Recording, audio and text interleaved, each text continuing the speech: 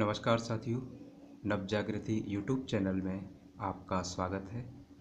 साथियों, इस चैनल के माध्यम से स्टेनोग्राफी कैरियर के लिए स्टेनोग्राफी के अभ्यास, नई नई डिक्टेशन, स्पीड बढ़ाने की ट्रिक्स, शब्द चिन्ह, वाक्यांश और टिप्स फॉर सक्सेस आदि बताए जाते हैं।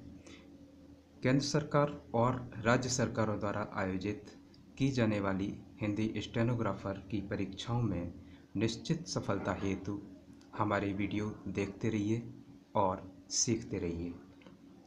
साथियों, ये सब आपको लगातार मिलता रहे, इसके लिए कृपया हमारे चैनल को सब्सक्राइब कर लीजिए।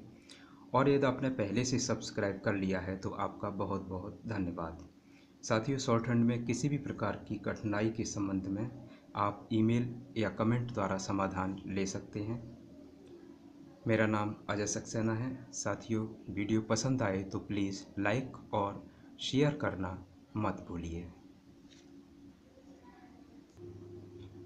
हमारे बहुत से साथी जजमेंट न्यायालय से संबंधित डिक्टेशन की मांग कर रहे थे, इसलिए मैं न्यायालय जज फैमिली कोर्ट के जजमेंट की डिक्टेशन लेकर उपस्थित हुआ हूँ। यह डिक्टेशन 80 शब्द प्रति मिनट की गति से है। इसका समय 10 मिनट का है। स्टार्ट। निर्णय। वादी प्रमोद कुमार की ओर से हिंदू विवाह अधिनियम की धारा 13 के प्रावधान के अंतर्गत अपनी पत्नी प्रतिवादिनी श्रीमती रेखा देवी के विरुद्ध प्रस्तुत वाद विवाह विच्छेद की आज्ञप्ति हेतु संस्थित किया गया है।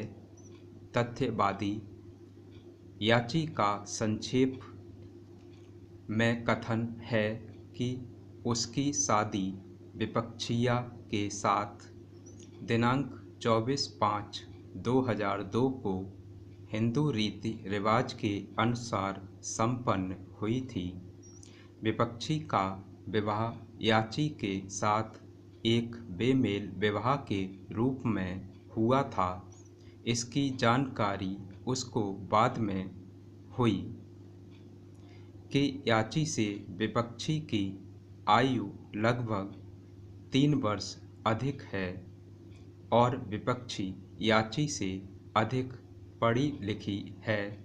इस कारण वह याची को अपने काम में कोई महत्व नहीं देती है और सदैव उसे व उसके परिजन को हीन भावना से देखती है।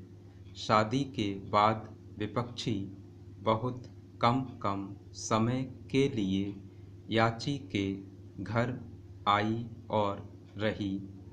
जब जब वह उसके घर में रही तो याची द्वारा उससे शारीरिक संबंध बनाने की इच्छा जाहिर करने व प्रयास करने पर भी विपक्षी ने याची को उपेक्षित किया और सदैव शारीरिक संबंध बनाने के लिए मना किया और कभी सहयोग नहीं दिया।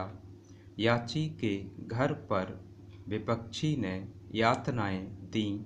वह सभी को गाली गलौज करती थी व मारपीट करने के साथ भला बुरा भी कहती थी। करीब 1.5 वर्ष उसने याची को दूध में जहर देकर मारने का प्रयास किया।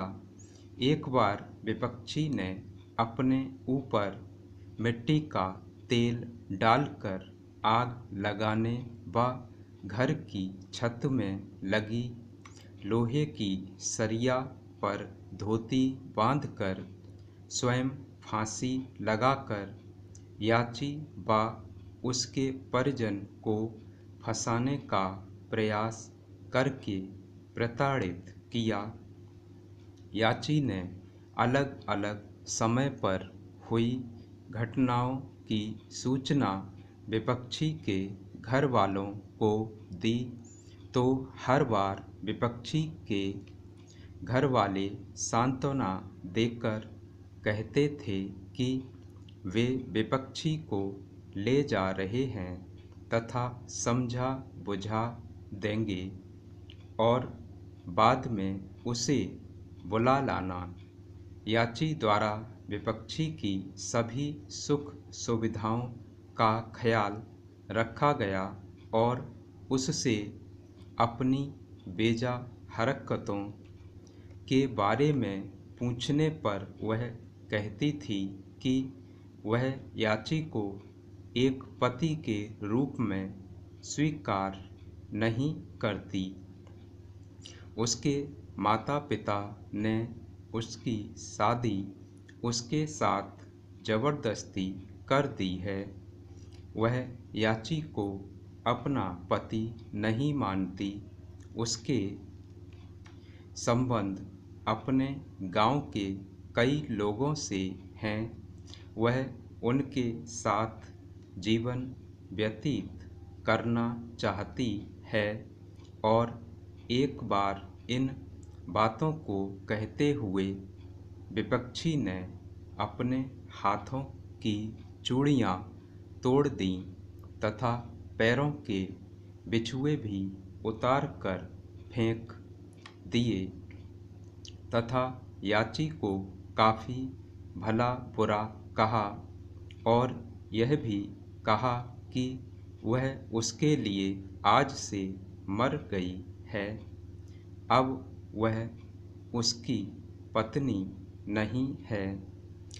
याची ने यह भी अभिकथन किया है कि विपक्षी अपने गांव के युवकों से अपने अवैध संबंध बराबर बनाए रखना चाहती थी, जिसके लिए विपक्षी याची पर बार बार उसके गांव या जसराना में रहने के लिए दबाव डालती थी। वह उस पर झूठे आरोप लगाती है कि उसके अवैध संबंध उसकी भाभी तथा उसके किराएदार की पत्नी से हैं तथा विपक्षी अपने सास ससुर का सदैव अनादर करती है तथा बात बात पर धमकी देती है। याची और विपक्षी के संसर्ग से एक लड़का पैदा हुआ जो कि विपक्षी के साथ रह रहा है।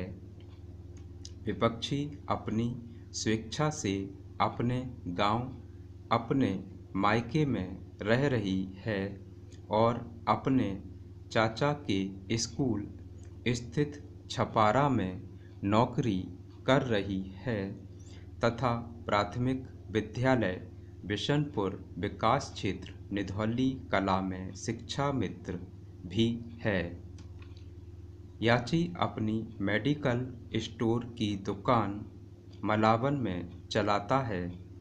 उसकी दुकान पर दिनांक 19/12/2005 को विपक्षी का भाई सत्यवीर व उसका चाचा मनोज व अन्य लोग आए और याची की मारपीट की तथा 2500 रुपये और सोने की जंजीर छीन ली, जिसकी सूचना उसने थाने पर दी। याची का यह भी अवकथन है कि याची ने शादी में विपक्षी को जो माल दिया था उसे वह अपने साथ मायके ले गई है और बार बार कहने पर भी अपने मायके से नहीं ला रही है। विपक्षी किसी भी शर्त पर याची के साथ बहैसियत पत्नी रहने को तैयार नहीं है। याची का वैवाहिक जीवन काफ़ी कष्टप्रद रहा व हो गया है। तदनुसार याची ने विपक्षी के विरुद्ध विवाह विच्छेद के अनतोष हेतु प्रस्तुत वाद संस्थित किया। तथ्य प्रतिवादिनी वादी द्वारा अपने वाद पत्र में किए गए कथनों के विरुद्ध प्रतिवादिनी की ओर से अपना जवाब कागज संख्या 77A-1 प्रस्तुत किया गया, जिसमें उसने याची के साथ हिंदू रीति रिवाज के अनुसार दिनांक 24/5/2002 को विवाह होने एवं पक्षगण के हिंदू धर्म के अनुयायी होने के कथन को स्वीकार करते हुए वाद पत्र में वर्णित सभी तथ्यों से इनकार करते हुए अतिरिक्त रूप से अभिकथन किया है कि उत्तरदात्री के पिता ने अपनी स्वेच्छा से पक्षकारों के विवाह के समय दान दहेज के रूप में वादी एवं उसके परिवारीजन की मांग के अनुसार दिया था और इसके अलावा 2 लाख रुपए भी वादी एवं उसके पिता ने बतौर दहेज नगद मांग कर लिए थे।